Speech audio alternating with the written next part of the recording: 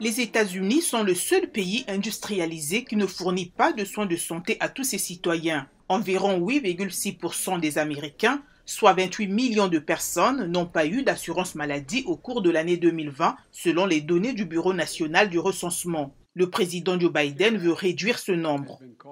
Une fois que la norme proposée sera finalisée, à partir de l'année prochaine, les familles qui travaillent en Amérique recevront l'aide dont elles ont besoin pour s'offrir une couverture complète pour tout le monde dans la famille. Joe Biden a annoncé sa proposition à la Maison-Blanche avec l'ancien président Barack Obama qui a signé en mars 2010 l'Affordable Care Act, une loi sur les soins de santé connue sous le nom d'Obamacare. C'était aussi la première visite d'Obama à la Maison-Blanche depuis qu'il a quitté ses fonctions en 2017. Joe Biden et moi avons fait beaucoup de choses ensemble, mais rien ne m'a rendu plus fier que de fournir de meilleurs soins de santé et plus de protection à des millions de personnes dans ce pays.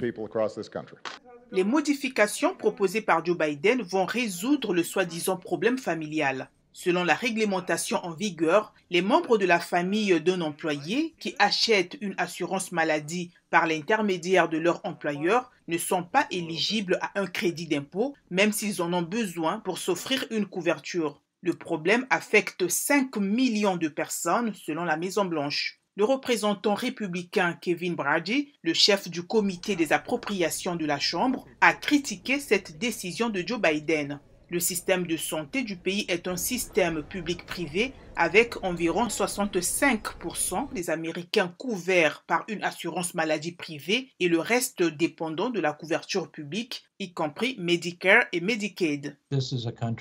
C'est un pays qui est très orienté vers le secteur privé et l'employeur offre des avantages qui créent une discontinuité, si vous voulez, entre ceux qui n'ont pas de besoin de santé universelle pour tout le monde. Environ 55% des Américains soutiennent Obamacare, selon un récent sondage de la Kaiser Family Foundation.